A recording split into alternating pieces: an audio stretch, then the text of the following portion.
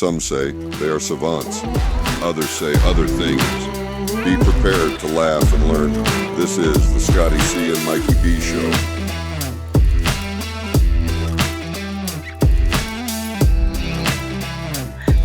Hey, but the first part was still your fault because I couldn't see it. None of them were my fault. As I'm I looking couldn't at, see it. What are you talking about? I'm looking at my monitor, and I see the damn little green, yellow, red lights showing up, and I see my video showing up. So I could not see anything. Then you came back on. I could see it. Okay, well, we're here. We're live. What's Let's up? go, Mickey. Yeah, we're looking to go to Disney World this year, hopefully. Yeah. Do you guys think Disneyland is the place to go? And it seems like nowadays that's all they talk about. They're getting rid of Florida. Are they really? They're not really going to do that. No, but it's but they do talk a lot so- about Disney. I mean, that's just because they opened up that new resort there, but They make in a timeshare. But no, it's money. it's funny. We were just talking about we're getting ready to go to Epcot soon. That's my favorite one is Epcot. Yeah, no, it's we were just talking about like we're going to go. It's funny, but we did the Christmas in Disney this year where they shut down the park. It was I forget what we paid for that. It was like 160 a ticket, but you go in at 4:00. They shut down the park for anybody else after like 6:00, and you have the park until I think like midnight or something like that. But they have snow shooting off the rooftop. It's really cool. A lot of people wear pajamas, like get all into it. But yeah, no, it was one of the coolest. I would do that again. We were with my nephews. How far are you right now from there? About an hour and a half. Oh. So not too bad. I was reading something interesting not that long ago about Disney, how they at the parks, how they maximize every aspect of making money.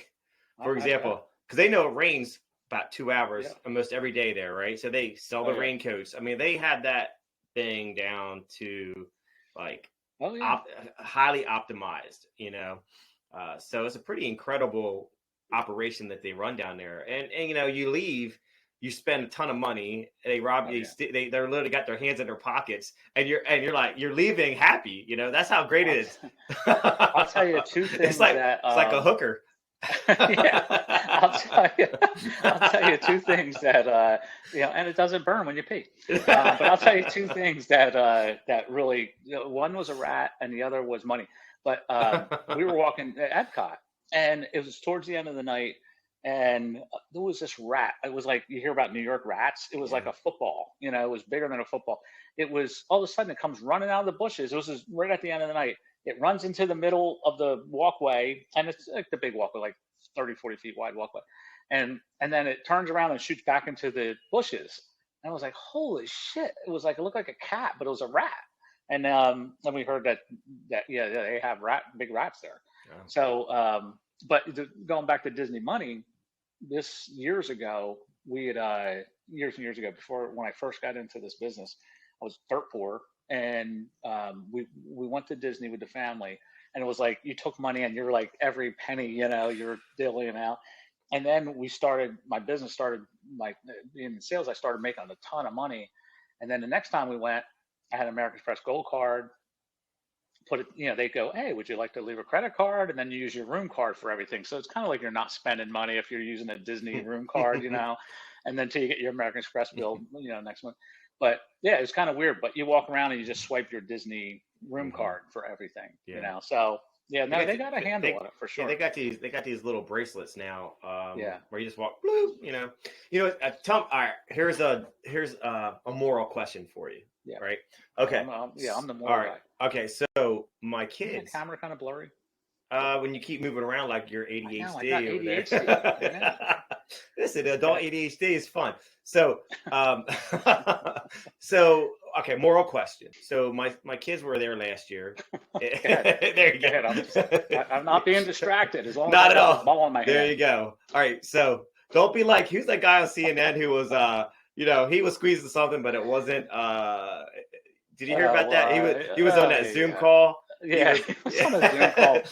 But who does that? You're on a break and he decides there's some other issues going on there. Yeah, it's funny. And the worst part was the awkward interview afterward. Oh yeah, she laid into him. Like, what were you thinking? Like, what kind of guy are you? He wishes she laid into him. News. No, he got kicked off, and they just fired their CEO of CNN too. Well, who watches CNN anymore? Anyway, I don't watch any of it really anymore. I don't know. I was working out. I was working out yesterday, and I was on the stairs, the stair thing, whatever that stairmaster. And an old lady in front of me was like doing the bike, but old lady. Yeah, she was. She had like grandma jeans on, right? This old lady. I felt like I'm kicking her ass, right? I'm like, and she's just going like this, right? But she was watching. It was weird what she was doing. She was watching CNN. She watched it for about 2 minutes. Then she went to MSNBC, watched that for 2 minutes. She went to Fox, watched that for 2 minutes. I'm like, I wanted to ask her inappropriately, right? Like, hey, why are you watching? Hey, old lady. Hey, old lady. Hey, I see you working out, right? I'm going to pick up an old lady, pick up ladies at the gym. But anyway, so it's weird. It was pretty interesting. But anyway, going back to the moral question that I was thinking. Okay, go ahead. I'm ready. Go ahead. Okay, all right. So my kids found a loophole, or maybe they did, or maybe they did not. So we were at Epcot, and they found. Yeah, they did. So they had the wishing well. All the water wishing wells, right? Yeah, with all the money in it. Yeah. So it's not a loophole to jump in there and steal money. Wait, hold on. So it's like as soon as it starts getting dark and the fireworks start to go off, they got this plan, right? I see them. They're like just digging, man. They're like literally my youngest was holding my youngest was holding the oldest's feet, and he was like arm deep in there. I think they made out. I think they made stealing. Wait, I think they made $75. They didn't make $75. They stole it. Okay, but who do they steal it from? Who do they steal it from? Some kid. Did they steal a wish? Yeah. So that's the moral question. So tell me, is it right or wrong? Should I not let them do it? I think it's ingenuity there, right? Hey, listen. I think it's. I still think it's stealing. I mean, it's something that's not theirs, but whatever. Say they didn't rob a liquor store. They jumped in a pond and stole a bunch of change. But is it? I guess you would say then it's. I guess in a way they're throwing it away. In a way they're throwing it into. Well, they're not stealing it from the people who put it in. I wonder though if they clean. From what I hear, I think they do clean those things out every once in a while and donate it to charity or something. So they stole some poor little kids and some far off land. Wish Foundation that not going to wish now. You know what I mean? It'd be funny if that's where it went to though. It might be. That's a great cause. I think that's a cause I would. I would. Like if you know what I mean, like if I was going to donate to a charity, that would be the one I would donate to. I mean, as long as your kids weren't around when I was donating, steal the donation. I have to reflect back on, because we're going again this year on if they can do that or not. They're probably doing that everywhere. They're going over to the mall. This is their business. That's their business. Well, speaking of nonprofits, so. It's interesting because what are you spending? That's not a nonprofit. What? Speaking of nonprofits. Well, you just talked about Make-A-Wish Foundation, right? So that's different. Yeah. You're talking about your kids' business. Now it's a nonprofit. Hey! They need to find a way to make money where I don't have to give it to them. No, so yeah, go ahead. So the moral question, I'm gonna have to think about that. But speaking of on the nonprofit side, you know what? There's a lot of. See, now this isn't me. I just lost you again. No. Am I back? Yeah. Okay. I don't know what. Okay, so that's proof. That's live proof. Don't that's edit live. It out. That's live proof. All right. It's that Delaware internet. Hey, if I play back that slowly, what if there was a ghost walking by or something? I don't know. Ghost of Walt Disney. Ghost of Walt Disney. It's probably the IRS. Tapping into our line. Yeah. Oh, damn Big Brother telling you. They found a way to get more money from me this year. It was just $2 in IRS. Oh no. Hey, so I was talking about nonprofits, but speaking of taxes, do you how do you take advantage of your taxes? I've read this book by I forget who the guy name is. I think he was part of the Rich Dad, Poor Dad group, and he wrote a book on how to reduce your taxes. Because I am patriotic, but I'm not that patriotic. to No, you pay, pay as little as you li- have to. little as you have to. And there's like this really big book, tax breaks, lessons from the rich or something. I have to look at the Right. title. But like there's like a ton of things. Like one of the things is, speaking of kids, right? Like I could pay them up to Oh, yeah. about $5,000 a year. Right. So I did that a little bit last year, not so much this year. Like to work on some TikTok videos. So I paid them some money on that. And I deducted that from taxes because I figured you could.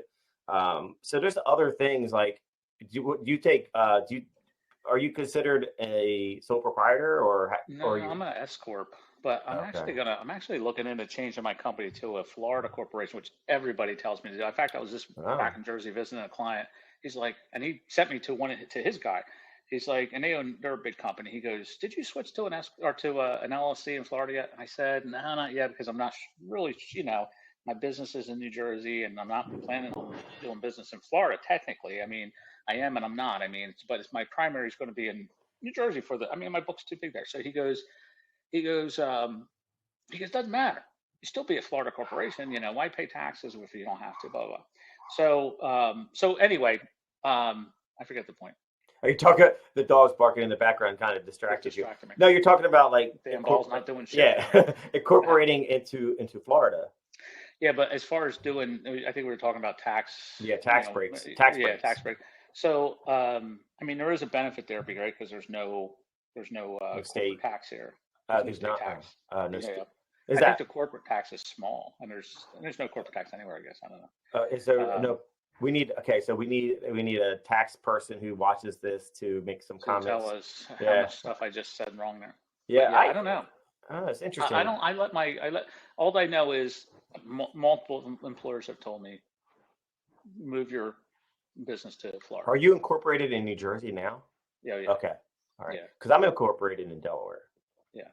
That's where I live. There's no tax there either. So. Right. So you can incorporate in Delaware and have what a lot of people do. Right. So you don't have to sell in Delaware. No. Right. You can incorporate in Delaware and have a registered agent in Delaware, but doing business outside of the state. No idea what any of that means. So a registered agent is when I really don't want to know what any of that means.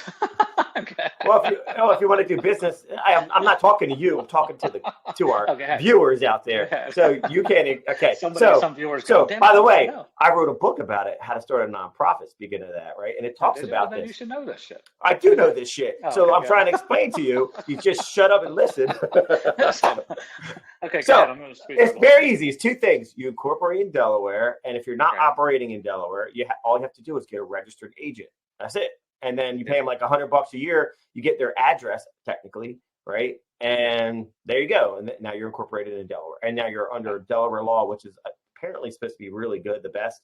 I haven't heard anybody ever talk about Florida corporations at all. I think it's the same as Delaware. I think they're just I think it's the same kind of setup, right? Because there's no state tax. Okay. So I really don't know either way. I think cost-wise, I mean, my annual fees in New Jersey are only a few $100 a year, like a corporation tax. It's the same in Florida. But what's funny? I was just talking to a client on my last trip about the whole, like I'm in health insurance, right? So the whole difference between New Jersey and Florida. And it's funny, I gotta tell you, New Jersey has a whole disability, short-term disability system there. They have a family benefit there. And it costs you a few bucks out of your pay every week. And Florida has none of that, right? So and Pennsylvania doesn't either, but you're in Delaware. No, you're in PA. I'm a PA, yeah. Yeah, so PA doesn't have a short-term, like a state short-term disability plan either. Right. So if you, as an employer, I'm sure your wife, I think she's a teacher, right? So I'm sure she gets all that. But so here in Florida, they don't have it. Jersey does. And then Jersey goes a whole nother step. Like they have their whole family where if your cat is sick, you can take off for 12 weeks paid. Like the state pays you like 85% of your pay. Right? Oh, so if you're a state employee? No, if you're just a regular employee. So it comes out of your pay. It's pennies out of your pay. You probably don't even see it on there. But it's a state family medical leave is what it is. Yeah. So it's a benefit. You have a child, So I know like a lot of husbands have been taken off because their wife had a child, And I think it's just a way to, and they give you, I think it's 85% of your pay now. Damn. The state pays you. So it is a great benefit. It's probably bankrupt. Nobody knows, there's no way they have enough money to pay for it all. But in any event, the New Jersey or Florida doesn't have any of that. So, and the health insurance, from how I've seen it so far, is more expensive with bigger deductibles here than it is in New Jersey. New Jersey has more options too. New Jersey is actually, I'll be honest, it was something, whatever you like about Murphy, the governor there or not, a couple of years ago. Yeah. But I'm not a resident anymore, so it doesn't matter. I mean, something that he did in the health insurance industry that was huge, that would have changed the entire landscape of insurance in New Jersey for the worse. There's products out there at they all have in United Healthcare. They have these new hybrid products they're called level funded. I'm not going to get into all the details, but basically they were to bypass the Obamacare laws, right? So they're not part of. They all kind of got out of the marketplace and said we don't want to be involved in it. And they created a self-funded product because it wasn't subject to the laws. So it didn't have to include all the different coverages and things like that, and they could underwrite, meaning they could say, hey, this company of 20 employees, you got one guy that's sick over there. We don't want him, right? So we're not going to give you a good rate, which the other carriers aren't allowed to under Obamacare, right? Which was good and bad. I mean, the bad is it sent the rates through the roof because they couldn't determine risk because it's based on now just age and location. So anyway, these new products came out 10 years ago, and they were sometimes 20, 30% less than Obamacare. So it got to the point where in New Jersey, the Blues, which have in every state, they're usually the major carrier there. So two or three of the carriers that were here in the marketplace said, well, it's not fair that these other companies can underwrite and exclude people that are sick, but we got to take them all, right? And our pool is becoming contaminated, right, with just sick people. We can't compete, which is exactly what happened. So so it was a bill had passed through the Senate, and it said would that basically get rid of these companies. They weren't allowed to do this anymore. It got to Murphy's desk, he vetoed it, and it changed the entire landscape. Now the other three companies that didn't have these products all came out with these products this year, and the rates are like sometimes $200 a single. We haven't seen those rates in 20 years. Hold on 1 second. Yeah.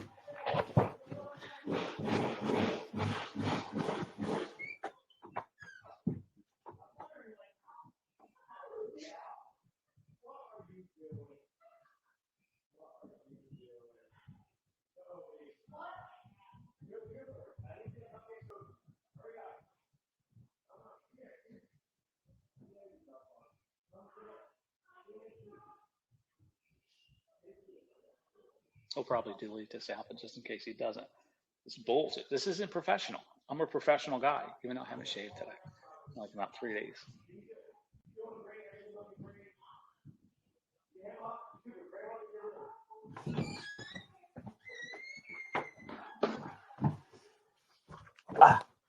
Damn, we gotta blow up because we gotta get rid of these damn distractions here, So we're getting our kitchen remodeled, and so the designer just walked in. Everybody's going crazy. The dogs are going crazy. The kids are going crazy. But I guess she's checking up on the. I'm sorry, I talked some smack on you while you were going. Okay. Just in case you get okay. But anyway, going back, I'll finish it up real quick. Yeah. So he said, no, we're not getting rid of these companies. We need more product and competition. And Murphy said that. Murphy said that. That sounds so. Yeah. That doesn't sound in alignment with his philosophies. It doesn't seem. Well, he vetoed it to get rid of to hang on to allow these products to stay in the marketplace, and now the other carriers have come out with their products, and now they're all competing against it. It's a pretty exciting time for me anyway. So let me ask you a health insurance question. So, my wife has amazing state insurance. Health insurance. It's from the teachers. Right. And at one point, nothing about it. Complains about what she pays. At one point, I was working. Right, $5 copay when you go to the doctor. I got nothing. It's nothing. Yeah. And they still complain about it. No, my wife does it. It's literally, I don't know how they can afford it. I mean, it is so amazing. They can't afford it. They can't. Listen, it's so amazing. Like, expensive. it's so expensive. I mean, I was in the hospital for Lyme's disease and I was sick, but I'm like, it's covered. I don't care. I mean, that's how. They're like, we could send you home today. No, keep me a few more days. Yeah, It's keep nice me. here. Yeah. I don't have to get up and move. You're going to give me food. Yeah. I loved it. But no, so because she has great insurance, I didn't want to have my own insurance when I was working for a company, but you're legally mandated to use the other insurance. Is that how it is in New Jersey? Well, in Delaware. Depends on the carrier. Yeah. So So the state of Delaware forces you, like, if your company offers health insurance, you have to take it. You can't be on. And there's now no the kids way that they know that if you take it, like if you have it or not. But that's one of the, so they have no way of knowing that your employer offers you insurance. Especially if you're if it's a small company or whatever. Yeah. How would they ever know? Right. So well, I'm sure. I don't know how, but I guess you don't want to.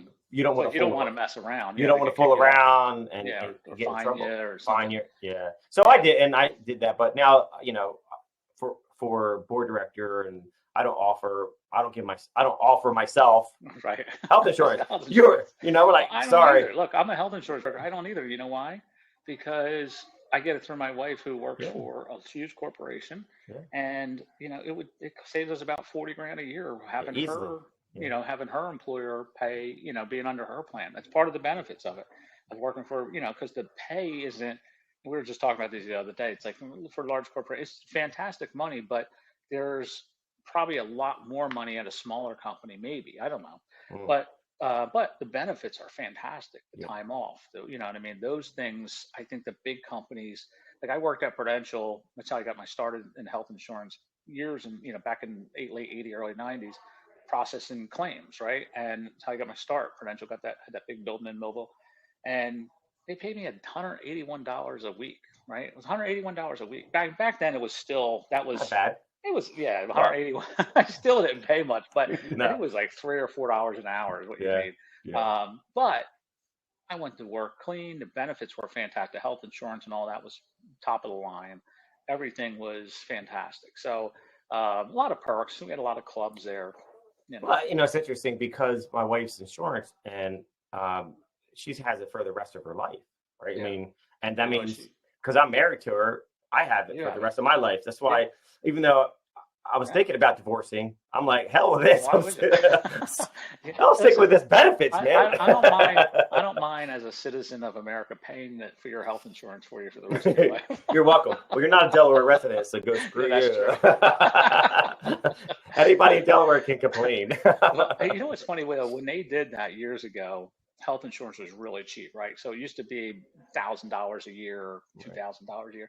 Now it's $15,000, $20,000 a year, right? So it's a lot. It's a different landscape than it was back then when they came out with these. She's probably, is she under the can she retire at like 55 or something? Or she can retire next year. No, not.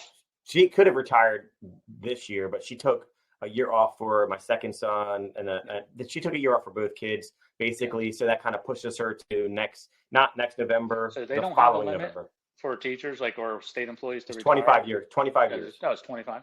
25 and 25, and you get 80% of your salary. In Jersey, what they did, it used to be, now we know a bunch of people that worked at the corrections facilities, and they all could retire. Like when we were 18, if we went to the corrections, which they couldn't get people, the pay wasn't great, but now it's caught up, and the overtime, you could make six figures easily. Easily. Yeah, and you retired with full benefits since I think it was 65% of your pay for the rest of your life. So we know a bunch of people that retired at 50, with that deal. But now, I don't know if it's the same with them. I know with teachers, it's like a 55 rule. You got to be at least 50. No, or 65. You can't retire to 65 no matter when you start. So you got to not in Delaware. In Delaware, you can retire at 55, but it's based on like a percentage of how much of your final salary you get percentage. So she wants to retire next November, and she wants to get 80%. You know what? Listen, honestly, whatever fails does. Tell her to go back, get her master's, get her doctorate, and retire at a. She did. She has her master's. give it to the people. Yeah, she has her Like, really master's. stick it to the people. But she really is. I'm gonna They're have teachers like shooting me messages. No, it's no, I love it I too. just I'm love married. teachers. I'm definitely married one. Interesting. I did not get along with teachers Your wife's growing gonna up. watch this. She'll start Yeah, no, sending she won't. messages. She won't watch it. She'll be leaving comments. Whoever that a-hole is. But yeah, like so, yeah, she's going to retire, and honestly, I want her to retire. Like she's not the the feminist, the that type of person. Like I got to work, and no, she did it, and she liked accomplishing her career. But once we had kids, she wanted to be at home, right? She wanted to take care of the family. That's her driving force, which I think is most women's true. The kids are still young, right? They're 11 and 13, so I think that's their truest nature is their driving force is to do that. And she's happier when she's at home. Like when you're working, it sucks, right? She's got two different personalities. She's got work Donna, and then she's got vacation Donna. Like today's her last day, and then vacation Donna comes, and she's happy, right? She'll be sitting around. And I'm happy too because, like, it's hard when you have two kids, two dogs. You're going around all these different sporting events. We're both working, got homework to do. Something's got to give. We can't. I want to live in a magazine style house, but even though I pay cleaners to come once a week, I still like the messes, just the clothes on the floor, the washing of the clothes. You got piles of clothes not put away. It's just like something's got to give. Like, because it's either you don't do the homework to do the laundry, right, and then the kid fails, or you got to prioritize. Say, listen, I'm going to get to this, and I'm going to get to it to the weekend, and then you got to wait all week to get it. So, what I'm hoping for is by next November, she'll be retired, and then she can be home and she can get things organized. That's what her specialty is. Take a year off. Like women's work. Yeah. I got it. Listen, I hear what you're saying. Hey, there should. Yeah, I know we joke around about that, but there's a lot of pride in that, right? I mean, to manage and run a household. Well, I got to tell you, I'm the woman of the house. I do most of the cooking, which I love to cook. I can't help it. I love to cook. Yeah. So I do 90%, 99% of the cooking probably. Well, I would say she does most of the ordering for food. I do. She's really good at that. Well, that's the modern woman now, right? Like my wife's mom, Italian, man. She, hey, Bazan, she could cook, man. She could. I would eat her like chicken parm, and it was like literally out of this world. And so I married an Italian that doesn't like to cook, like marrying an Irish man that doesn't like to drink. What the hell? You know what I mean? Like something's wrong here. Screwed up. Your kids are messed up. So we eat out a lot. We eat out a ton, and I love eating out. But it is expensive, especially now, like crazy expensive. You can't get out of a dinner without spending, everything's expensive. Just the food, everything's expensive. It doesn't matter what you do. Eat in or go out.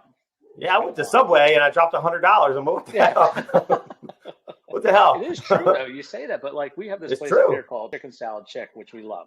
So if you like chicken salad, they make 1,800 different types of chicken salad, and it's a big chain. It's probably got 30, 40 stores now, and but you still walk out of there $40, for a couple sandwiches. Yeah. It's the same, and no matter what you do, where the hell we go? We went to like a Chili's type restaurant up here, and same thing. It was like $60, $70 for the four of us, and it was tacos, right?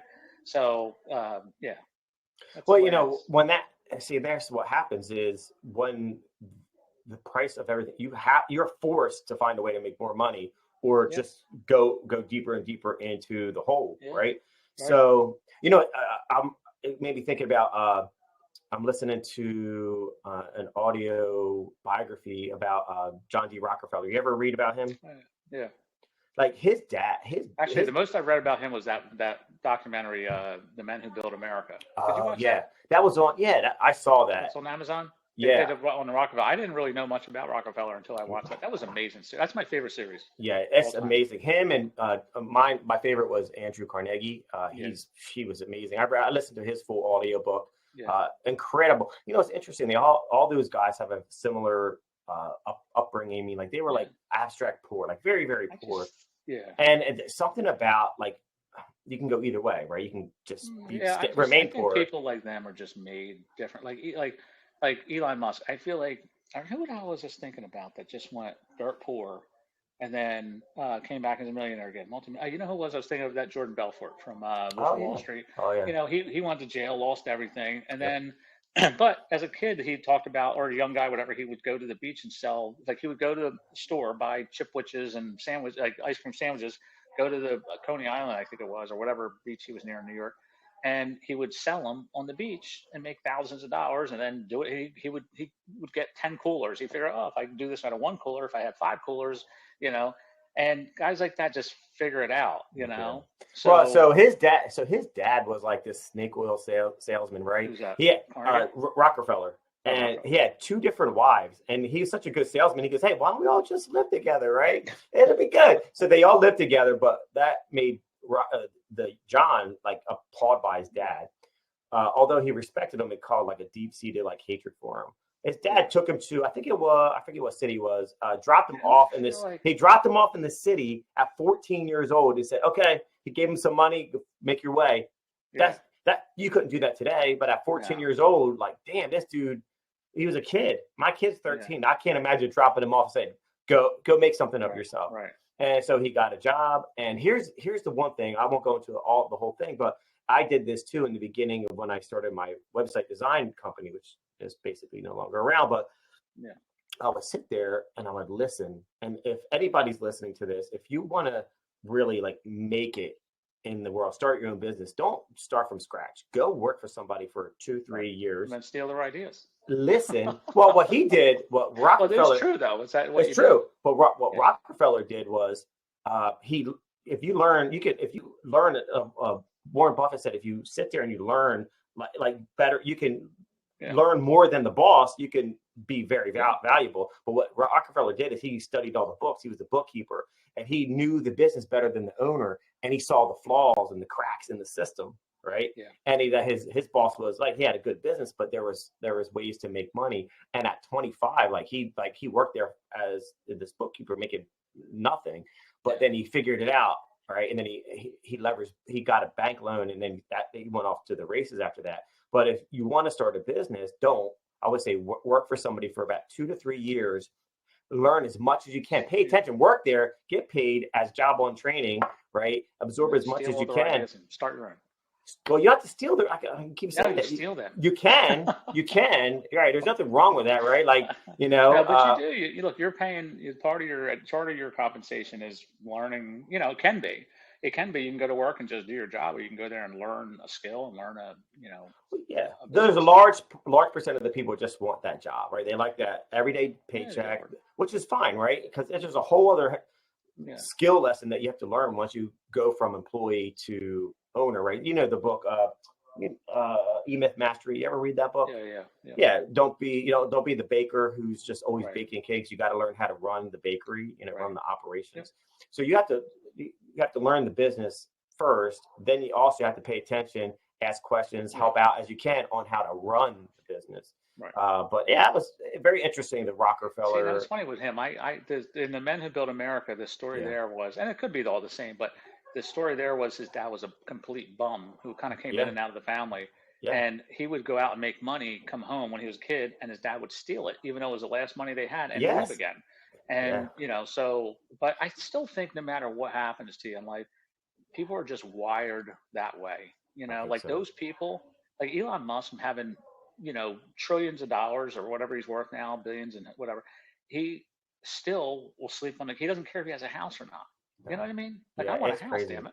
I know. But I agree for that. We talked about this. We talked about this before a few episodes. Like, what is that calling? Like, you're the turtle, right? Yeah. Why do you go to the ocean instead of going to the opposite way of the beach, right? Why are you drawn to the ocean, right? I think you're wired. I think you're wired that way. Yeah. Yeah. I mean, I'm sure you could probably change it if you figured it out or something. I don't know though. I just think I think you're really, really wired a certain way. Like, those guys are just different. They are. Like I worked for a guy in this business that he started out, and I was funny. I was talking to my wife about this the other day. He was a complete prick, but I loved him. He would. No, I've heard you. I've heard you like pricks. Yeah, I did. The bigger the better. No. He would. He like his first year in the business, he made like $870,000. He came on as an employee. He was just with one single guy. And he made like $875,000 in commissions his first year. And now you could make a great living, especially in the 80s on $875,000. Oh, Right? yeah. Yeah. But Yeah. and if you could do that every year, right, and you build up your book and blah, blah, but that wasn't enough. He wanted employees to, and he had a Wharton grad, thing, whatever. But he was just a very eccentric guy. He just was just he was different, and he hired a bunch of people to teach them what he was doing, and then he would basically beat the shit out of them every day, tell them they're losers and assholes, and until they would sell like he was selling, and he made millionaires out of a bunch of them. Damn. And then he sold the company for $20 million, right? Which the other guy his partner would have never got there by himself. He would have been a little small insurance agency making a couple $100,000 a year. So it wasn't enough to just do $1 million. He wanted to create some big company, which he did. And then he sold it, went away 5 years, came back and did it again. Now it's worth like $50 million. So guys like that are just wired differently. Yeah, they are. Yeah. I hope I'm wired that way. You also have to learn the skill sets. I mean, you got to be some of those guys. Here's the thing I'll tell you about him. Some of the guys, like he would try everything, but he would have these little cards. Like we would find these little like marketing card. He would just whatever. He would try everything, and it would say when you're looking for the best. When you're looking for the best on the outside of the card, and you open it up, and a phone would ring, and you put your business card in there. Your phone would ring and say, "Give me a call," right? And so he bought a bunch of those, right? Like there was thousands of them, like nobody ever used. But anyway, there wasn't anything special about him. He would spend all day cold calling people. He'd send out letters. There was nothing special about what he did. He just did it in volume, and he didn't stop until he got where he wanted, And then when he figured out, hey, you know what? If I can do this, if I can hire 10 people and teach them to do what I'm doing, I'll make you 10 times the amount of money and I won't be on the road every day, Right. So guys like that just, looking back, I wish I would have started everything earlier. And two, I wish I would have found like a great mentor and I could have learned from, right? Yeah. Because all the mistakes that I've made along the way, like I didn't have to make those that's mistakes. part of life. Yeah. I would say could have been. I'm okay with making mistakes, but I wish I could have like fast tracked that. Made less mistakes. Make less. Seriously, like make less mistakes. I think I don't know. I always look at it and I go, I'm still making mistakes. Well, it's not even. I'm sorry to interrupt. It's not even making mistakes. Yeah. It's learning what to do. And then when you along the way you make the mistakes, but if you already know what to do, you can avoid a lot of it. Like I didn't even know what I didn't know. Right. Yeah. There was so much I needed to know. I didn't even know I needed to know that. And then you're like looking back now, like, holy crap, that was a ton that I had to learn. I could have learned a lot faster if I would have chosen a mentor. Part of it is this like there's the great thing about the internet now is that there's so many people sharing what they know. Like I love that Ricky Caruth guy. Very simple, Southern guy that, makes $1 million a year selling real estate and now is a coach and he's making $1 million a year. But he's so basic. He calls people up one time. He says, hey, you need help selling your house? No. Okay. All right. If I stay in touch, sure. Give me your email. And then he emails them, puts them on his newsletter that he sends out every week. And that's it. That's what he does. And he just does it over and over and over again. And if they say no, okay, thanks. He goes on to the next one. But the thing is, he shares it all for free, like what he does. And there's nothing to it, right? I just told you his whole strategy. But most people think it's too simple and they won't do it. But now he's created a big following doing this. And he's been the #1 real estate agent in Alabama for years. And that's what he does. It goes back to last week at David Ogilvy. He would create an ad, and if it was a winning ad, he'd run it for 20 to 30 years, right? Yeah. Think about that, like the same ad over and over again. It seems simple. Like if you have a winning ad, why change it? Think about all the creativity you have to do, all the manpower you have to do to create new ads every week for the same magazine. He goes, not everybody that's going to open up that magazine has ever, that might be their first time they've ever read that magazine. Or if you have read it, you're like, oh yeah, that you need to see something 5, 6, 7, 8 times for it to, I'm going to call that company up, right? And I'm like, and it's the same thing. It seems simple. It's simple, but you do it repetitive, and you have to be perseverant. I think that's the key, and you got to know the strategy, though. That's important. You got to know the strat. You could be you could be perseverant of walking off a cliff, right? But you're walking in the right direction, and you're going in the right. I think that's the key. It's like, do you have the map? Do you have the Do you have the map? Right. That's number one. Do you have the destination on point? And then are you making progress to that? And now some people they take the rocket ship like Elon Musk. They got the finances, right? They buy a small company like he did with SpaceX or Tesla. They take it and they apply all their manpower. They apply all their brain power and finances. But if you know where you're going, you can get there. It's perseverance. Now, the ideal way to do it, obviously, is to find that rocket fuel to kind of leap. How fast can you go past that? But if you're not ready for it yourself, you're not going to get there. You got to take the steps. Like you said, you got to learn and you got to grow. And as faster you can grow, I think that's the key. And I wish, to your point, we didn't have the internet, right? So the only way to learn is through trial and error, or be somewhere have that mentor to show you the way. Here's the thing now. I'm going to tell you, the thing is, well, I'm kind of contradicting myself now because I just said, the internet's great because you have access to all this stuff. But they were already there too. Like the books were already there. People were writing books and they were there. But, so the process was always simple. It's always been simple. It'll always be simple, right? It's just, you have to do it. That's the key. And stay persistent. But you got to be looking. Yeah, you got to be looking. You got to be looking for it. Like a lot of these kids, man. They're, I saw this kid the other day. He was on YouTube, and he this kid's making millions of dollars, doing YouTube ads. I'm like, damn, I'm impressed by that. I'm like, how the hell did this kid take the time to figure it out, and then he's killing it, making millions of dollars. I was super impressed. There's so many good examples out there. I love that Martin Schaffnerhoff.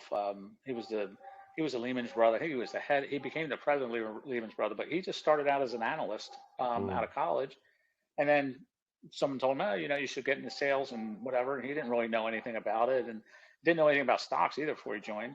And then his whole strategy was he took 2,000 of the richest people, and he called 60 people a day every day, and he said he did that his entire career. He was making millions and millions of dollars a year, one of the highest earners ever, and became president of Lehman Brothers, and all from making $60 every day. Wow. So he said I could do it in 2 hours from 8 to 10. I would sit there and I would call people. Some would be new, some would be clients, but eventually it became more clients than new. But he said my whole career, it's what I did. So you're talking about consistency, right? And that's what he did. And he became one of the wealthiest brokers ever. So, and you'll find that in every field. It's just the people that stick with it, simple. So yeah, it's the simple things. Now I don't do any of that. So I just say that. Which is why I'm not. You're not the president of of your company? No. Well, you said it was simple. Hell. But that's but it is the key. Every field you look at, it's so simple. Yeah, I know. It's interesting. I was wrapping up with this. So with my companies, they got board director and board director institute. In my mind, I'm like, okay, how can I? Because after reading the Titan book of Rockefeller, how can I apply? So you got to know that information. How can I apply those principles to dominate the board of directors field, right? Be the preeminent, and he would buy companies, right? He would bring them into the fold. He would destroy. He was ruthless, but he thought he was ruthless, but he thought he had a higher calling, right? Yeah. He thought he was doing good. He really did. He would destroy the competition, but he thought it was for the betterment of them and of society, which is, I still haven't gotten. Yeah, I haven't finished this yet. I can't talk in depth about he was one of the most hated men in the world, and I don't know why yet. I haven't gone that far. When he got in that argument with Scott, who was in Pittsburgh area, and that's where Andrew Carnegie came from, right? He was his protege, and he watched Rockefeller basically put him out of business, which he thought killed him because he could never get to that success again. And so Carnegie always wanted to kind of go back after him. And then when he became the richest man after he sold to J.P. Morgan, that was like they would send each other little gifts like bottles of wine or different things to kind of say, hey, look what I did. I'm richer than you now. Okay. But a gentleman's dig at somebody, right? But Rockefeller doing that to Scott, basically shut off all the oil transportation, all the oil to Pittsburgh area to basically put Scott out of business because he wouldn't have anything to put on his trains I think that was horrible. I have to go back. I think I caught a glimpse of it. I think one of the guys might have been Scott was trying to compete against Rockefeller. He was. Which right. And tried a strategy. He went to war with Rockefeller. Rockefeller was giving him about 65% of his business, and he basically like just cut him off, wiped him out. Yeah, and wiped him out. And you know, and the other thing that they did was they would find somebody that had a patent, right, a small guy, and find a way to refine oil in a new way or something, and they would basically steal the patent. They would copy it. Back then, there were no rules. But there was, and that guy was sued for patent infringement, but then he would bury the guy under legal, right? And then the guy was forced, he was dead broke. And then he goes, okay, well, we'll buy your patent for, pennies on the dollar. And he would destroy all these guys. Now, if the guy could have persevered, he probably could have sued for who the hell knows. But I mean, he did that time and time and time again. He would just, and Standard Oil, from my understanding, they never invented anything. What they did was all these products, they would wait for some kind of breakthrough. Other people's, right? That's all Rockefeller did. He didn't invent anything, right? It was his guy who created kerosene or figured out a way to extract the whatever. Yeah. I mean, he wasn't anything. He wasn't a big, and most of those guys aren't big innovators. They're just really. Bill Gates is in the same vein. He didn't create anything. He actually stole it. And I was looking at, I asked ChatGPT, like, hey, give me the list of all the $1 billion acquisitions. Yeah. And damn, like some of the things that Microsoft owns, like they own ChatGPT. They own they invested they own about half.